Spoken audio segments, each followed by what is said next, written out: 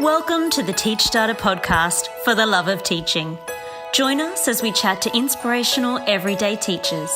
It's real, it's uplifting, it's funny. It's for the love of teaching. Here's today's host, Bronwyn Brady.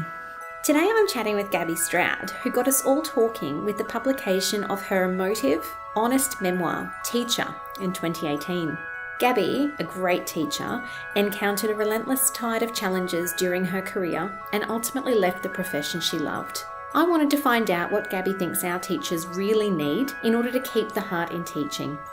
A lot of people that would really benefit from what you have to say are those youngsters that are on social media, like the same with Teach Starter. Yes. I find that we have a lot of our followers on the socials are like, you know, your graduates, under 25 set, and that would be awesome for you as well. Yeah, I get messages from that demographic and they say, I learned so much about teaching from your book, which I'm flattered, but then I'm like, that's alarming, because I could teach you so much and not through this book. This book wasn't about teaching you how to be a teacher. This was something different, and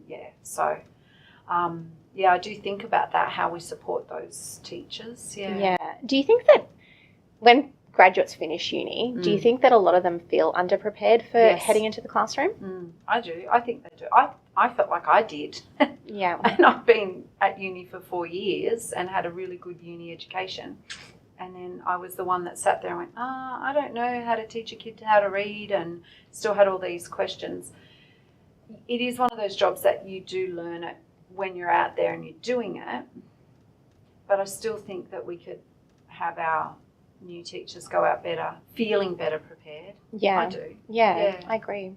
Like in your book, you talk a lot about like collegiate relationships and having strong positive influences, and you had some really good influence teachers and some poorer influence teachers around you. So how do you feel that could help people who are beginning their career or even into their career and needing some support?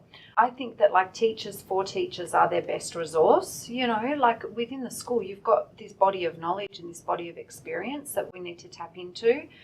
But I think that we need to do more around mentoring and like, you know, pairing teachers up and creating little support groups where they can go and watch each other teach and have time to debrief after that, and really get to the nuts and bolts of teaching, you know, sort of how did you know to manage that behaviour at that point, and just to really talk about that kind of stuff.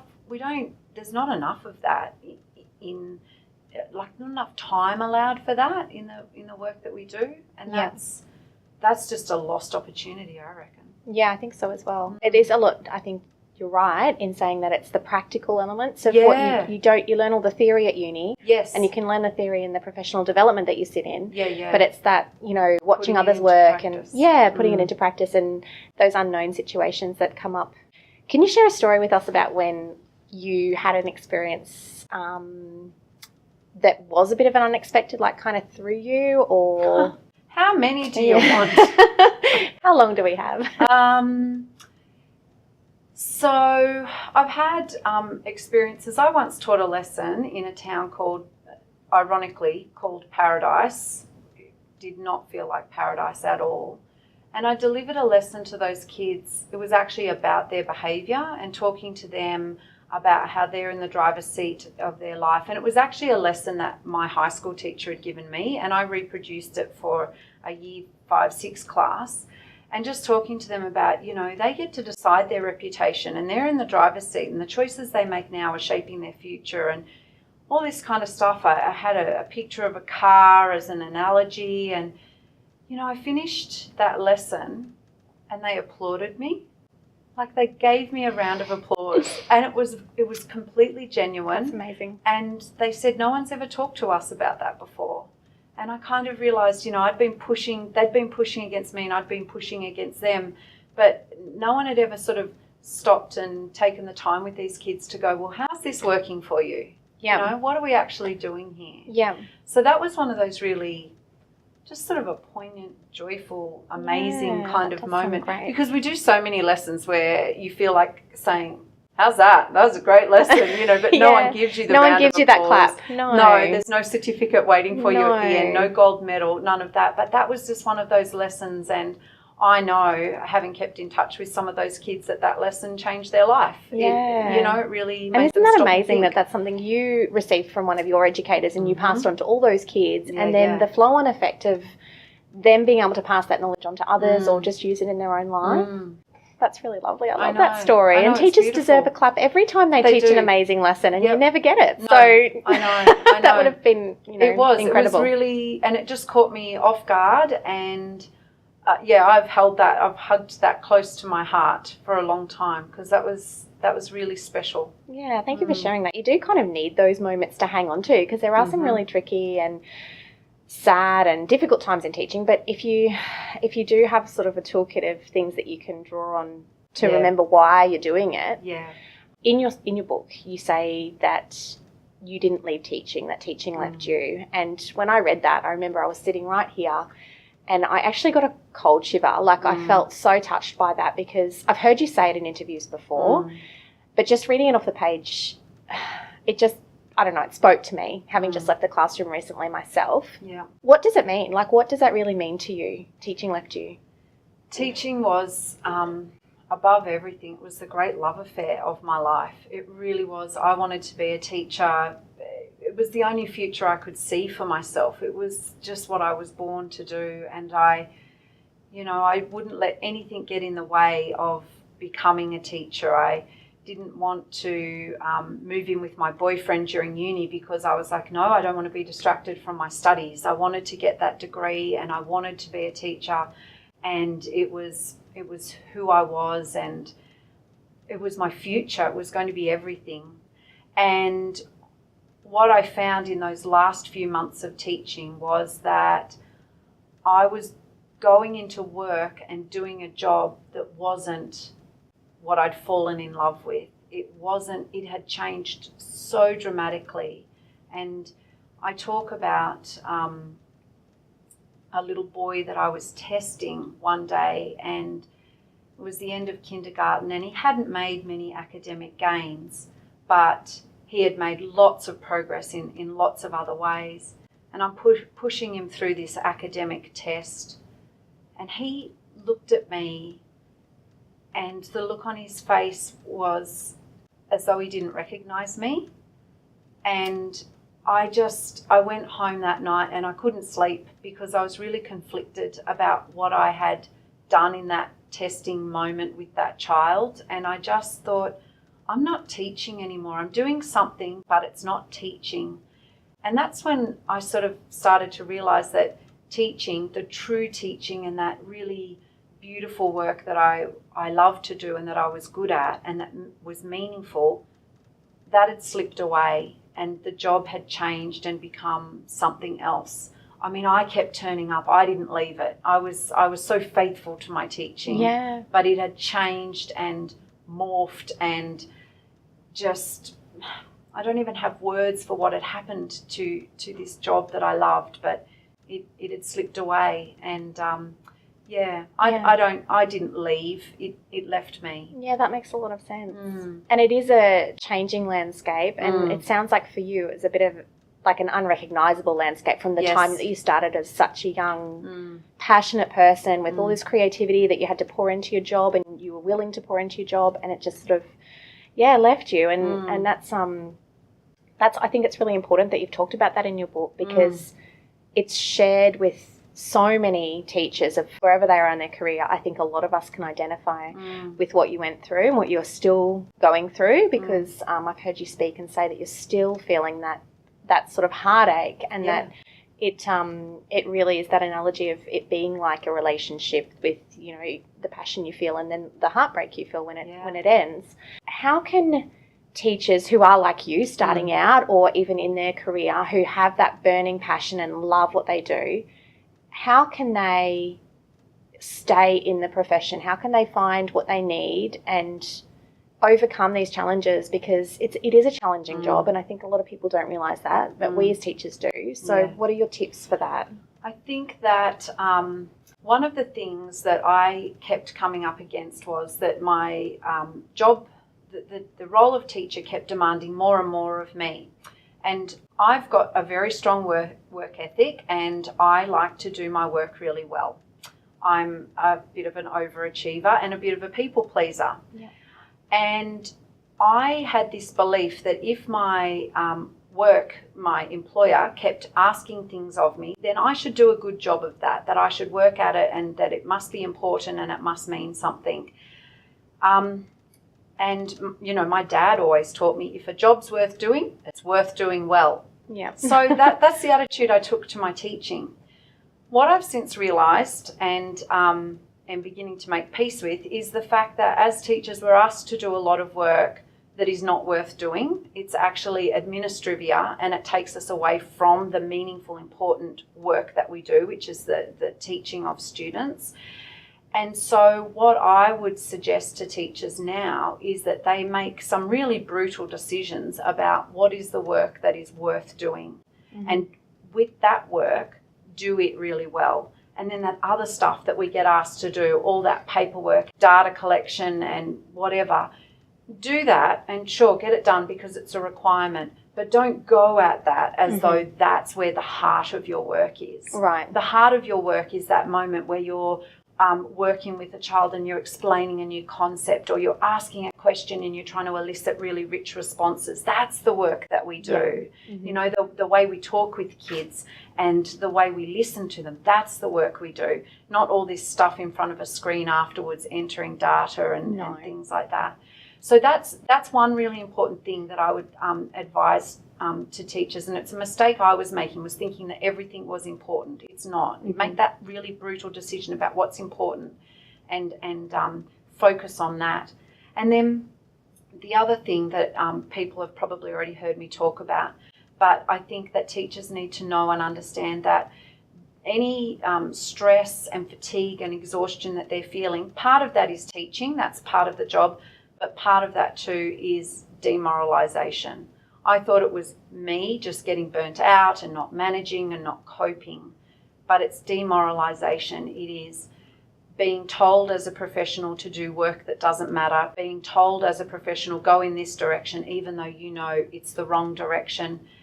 And something happens to us as teachers when we understand that it's demoralisation and it's not about us. It's like a weight kind of gets lifted. We feel a sense of, it's not me. It's not personal. It's not personal. And it's not because you haven't worked hard enough or managed your time or had things done efficiently or you haven't been organised. And don't you think teachers are those people that just pour everything they've got we're a bit perfectionistic, and as you said, like you just want to give your students everything, so you never know when to stop. Absolutely. It's a role of service, yeah. And you want to serve the needs of these people that are in front of you. But when again and again and again you're told it's not enough, it's not good enough, you're doing it wrong, that really weighs on you and it drags you down. But I want teachers out there to know it's not you. You're doing a great job. What it is the system we're working within, and at this present time, it's designed to make us feel demoralised. And just that tiny shift in language from going, I'm burnt out and I'm stressed and I'm fatigued, to going, no, I have these feelings, but it's because I'm demoralised. Something shifts then, and it's not personal. Like placing that onus externally rather than internalising. Absolutely. Yeah, totally agree. That's an awesome point. Thank you so much for sharing that. That's definitely something for our teachers to take away and think about because, they're going to have a bit of time to do that with upcoming holidays and that sort of thing. So a couple of years ago in 2016, the ABC reported this really high teacher attrition rate, between 30 and 50% in the first 5 years, I think it was. And they've since retracted that and said it's a little bit lower, but it is still really, really high in Australia. So can you suggest any things that can be done to keep these amazing, young, passionate professionals in our profession? Well, I think an interesting thing about that statistic is that it is 30 to 50%. It just depends where in Australia you get that data from. So we should be alarmed because it is a really dramatic statistic to have out there. The other thing with it that I also think is interesting, in our obsessive data collection in education that we've got going on at the moment, no one's tracking those teachers that leave after the 5th year. So a teacher like me just leaves and no one's counting that data, or teachers that downsize their workload or shift into another career mid-career. So I just always like to put that out there to sort of say that, you know, we're alarmed by that statistic in the first 5 years. I think we'd be very shocked if we saw beyond that, those that are teaching mid or leaving teaching mid-career. In the research that's been done around those teachers that leave in the first 5 years, the number one thing that they cite as being the reason that they left, or the thing that could have made them stay, was mentoring. So they felt a great lack of mentoring. They felt that when they came across struggle, challenge, difficulty, that there was no one there to help them or to assist them or to model for them how to cope with that. So if I had a magic wand and could change the system, I would do away with professional teaching standards and instead put in some kind of mentoring system, because I think that would be really beneficial for experienced teachers to be working with new teachers and seeing what's the current trends, what have they brought out of uni, what cool new things are you doing, their use of technology, things like that. That would be an amazing relationship to have. The synergy between them could be incredible. And then the newer teacher to go and see an experienced teacher and how they manage behaviour, how they deal with parents, how they navigate the landscape of the staff room, things like that that you learn over time. I think that could be really powerful. However, I don't have a magic wand. No, what a shame. It is a shame. I wish you did. Someone will give me one day, hopefully. But so given that this is the climate that we work within, those new teachers, it doesn't mean that they can't then find mentoring for themselves. I used to just sort of glom on to the teacher that was in a room near me that I thought was doing a good job. You know, and I would literally say to them, could we meet for coffee once a fortnight? I want to talk to you about stuff. If I felt I could manage it, I'd ask if I could go in and watch their lesson during library time when I was on relief from face-to-face. Just look for little opportunities. That's a great idea. Where seek I could out your own just, mentorship. Kind of make mine. You've got to find the right person. You know, there could be teachers out there that can, no, you're on your own, good luck. So, you know, to just sort of look within your staff and approach someone and say, hey, could you buddy up? And I think too, as a teacher, we're not very good at saying I'm struggling, and it's actually okay to say that and to identify it and say I'm struggling. You know, some of my things, I struggled to teach art very well. I loved it, but I wasn't teaching it very well. In my first few years, I struggled with behaviour management. And so just to be able to go and say to those teachers, hey, I'm struggling in this area and could you help me? I think that could be beneficial as well.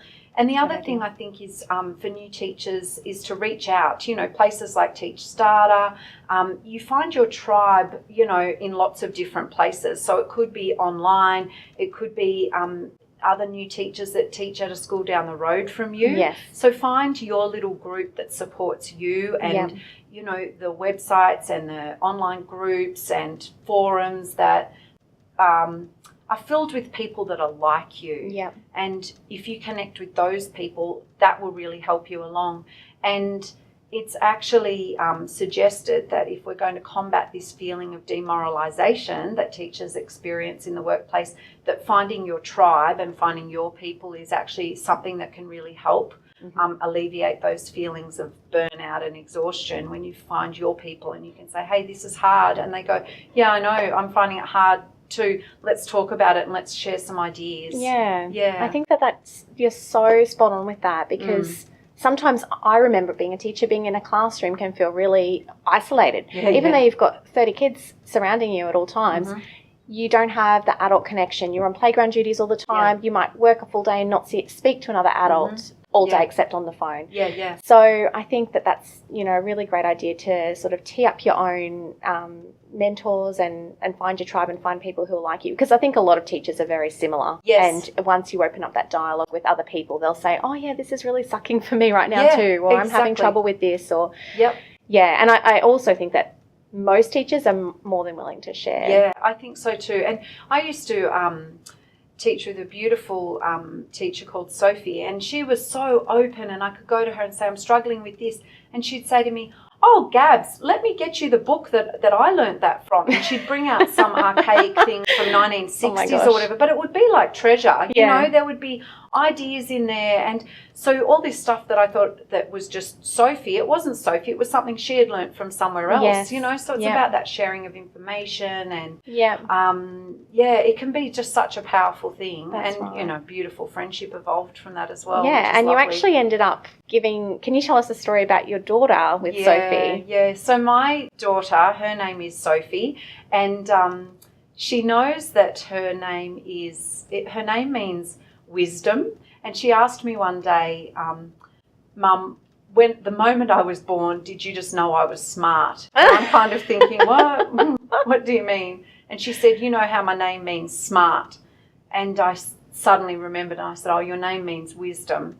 And I said to her, and she said, did you name me that because I was so smart? And I said, no, actually, I named you Sophie because I taught with a beautiful teacher named Sophie. And honestly, if my little Soph grows up to be half the woman that Sophie, the teacher, was, I'll be very proud. She was an extraordinary teacher to work with. Yeah. It's so great that the people that you come across in your career, and like Sophie, like those gems that you'll just never forget. Yes. She made such an impact on your life that you gave her name to your little precious Sophie. Yeah. In your book, you were talking about some of those moments where you have to get into the withdrawal room just to crack up laughing about things that the kids are doing and stuff. It just reminded me of the happiest times I had teaching.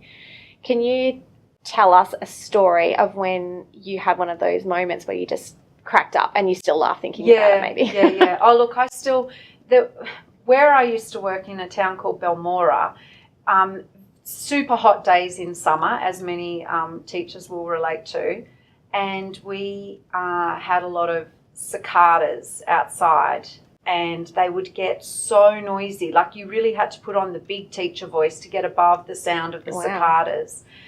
And one afternoon I'd set all the kids to work, and they're sitting at their desks. It was a kindergarten class, and they're working very, very well, and they were very quiet, and the cicadas outside were just so loud. And then this little young man named Bryce looks up and he says, gee, those avocados are loud today. No. And it's just a delight. So cute. It just delights me every time I think about it.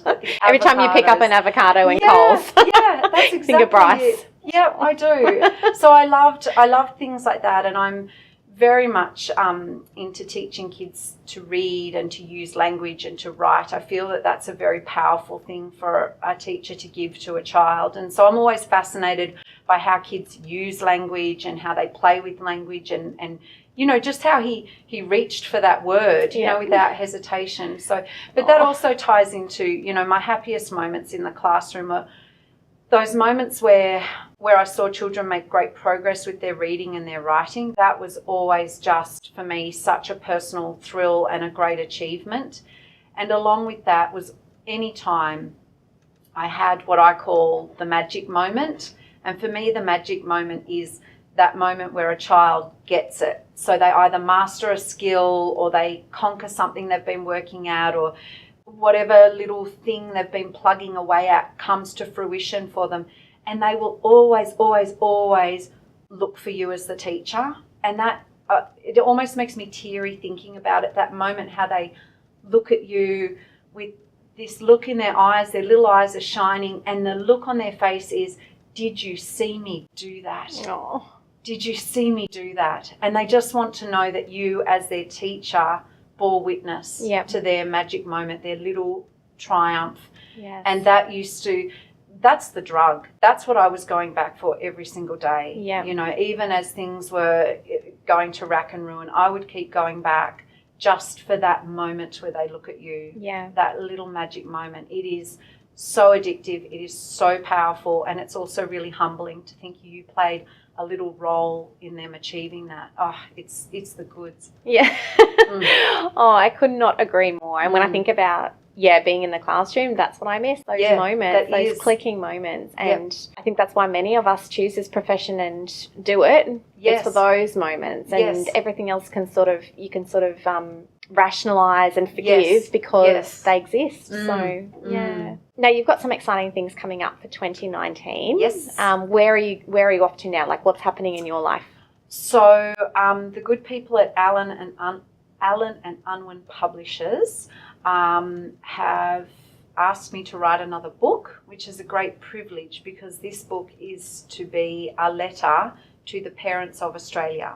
Oh, so wow. Yeah, no pressure. It's a really interesting concept. It is, yeah. it is. So how that came about was that my publisher heard me speak in Sydney at an event, and of course the room was chock-a-block full of teachers, and I'm talking and teachers were crying, laughing, really just moved by my story. They stayed behind, they wanted to chat, and my publisher was really puzzled. She said, if education needs such change, why isn't it happening? And I said to her, well, people don't realise, teachers realise that there's a need for change, but the general public don't know, and parents don't know. Mm-hmm. And she sort of thought on that for a moment, and she said, we need to get parents on board. Yeah. And I said, yeah, you're right. And then she nudged me and said, I know the next book you should write. Oh. And so, yeah, I've been very moment. privileged, to be called to do that job. So it will be my next project for the next little while, and it's due out, I'm going to say, late 2019. Mm-hmm. So I better get busy. Awesome. Yes, you should. Yeah. That's awesome. I'm so looking forward to reading that because, we get it. Teachers get it. Yes. But even when I was reading Teacher, and like a couple of times in the book, you were saying that you had said to your husband, I can't do this. And you felt a little bit of, I think, a disconnect between someone who you loved who wasn't a teacher, yes, and yourself who was a teacher. Yes. And I sometimes feel that disconnect between myself and other people in the community, not close friends, but just others who are not teachers. And it's just unfathomable your husband got some insight when he visited you in Canada, yes. To the demands of your job and how exhausting it is and that sort of thing. But I think that unless you're there every day, day in and day out, you can never get it. No. And that's why I wish so many more of the public would read Teacher because I think absolutely for parents to gain some insight from you as well with your experience and what you've had is so exciting. Yeah. And I think that, as teachers, we've all got tales to tell about parents that have, really given us a hard time. But look, at the end of the day, I think most parents genuinely want the best thing for their child. And they need to understand that actually the best thing for their child is focusing on what's best for the teacher. Yes. Yep. Because then the teacher will do a great job and their child will benefit. Whereas at the moment, I feel like we've got this massive, massive focus on the student as the learner. And it's all about the student as the learner. And don't get me wrong, I think that's a massive and important focus for us to have. But that focus should be from the teacher. Teacher needs to focus on the learner.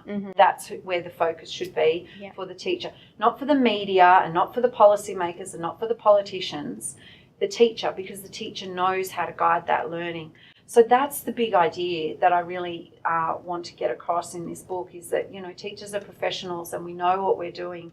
And if we're just given some trust and respect and some autonomy, we're going to do great things for these, for these children that are in front of us. Yeah, that's a really strong point. I think that's really going to be such a great read. I can't wait to have a look at it. I hope it will. Of course it will. You're such a gifted writer. Thank you. As I was reading your book, I thought, even given what you had to go through, and you went through the ringer with being a teacher, but the sort of silver lining to that is you have this other gift of being an amazing writer, and you always had that alongside being wanting to be a teacher and being a teacher.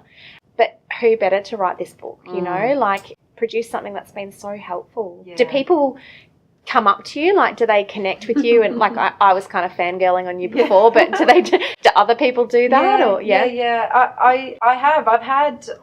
I've walked through Sydney Airport and had a stranger come up and say to me, "Excuse me, are you Gabbie Stroud?" Oh my gosh. That was incredible. Look, my inbox is filled with messages from teachers and I get emails from teachers, and when I meet people now, if they find out my story, then they will always tell me about their sister-in-law or their friend or their aunt who's a teacher. what's being revealed to me is that we're this massive, massive community of very, very special, very, very crazy kind of people. And teachers are just extraordinary, extraordinary, I think. And, being able to speak to them in this particular way and to represent them has just been such a privilege. Yeah. Oh, thank you. On behalf of all of the teachers, we're just so grateful that you did make this book happen, and just really looking forward to that next one. Thank you for inspiring us and just giving us a little motivation, and just for basically letting us know that it's okay in such a real voice. Your voice is very down to earth and real, but you're wonderful, Gabbie. Thank you so much. No, and I always want to say thank you to all the teachers. Thank you for buying my book and for reading me and for reaching out and letting me know that I'm not alone. It has been, writing a book is a very lonely activity, and you have days where you think no one's even going to read this. So it has been so affirming for me, and just incredible. Oh, thank you, Gabbie. Yeah, Thanks so much for joining us on our very first podcast. It's exciting. Thank you. I'll be listening and tuning in to Teach Starter podcasts and seeing what comes next. I think we need to give Gabbie a clap. Yeah.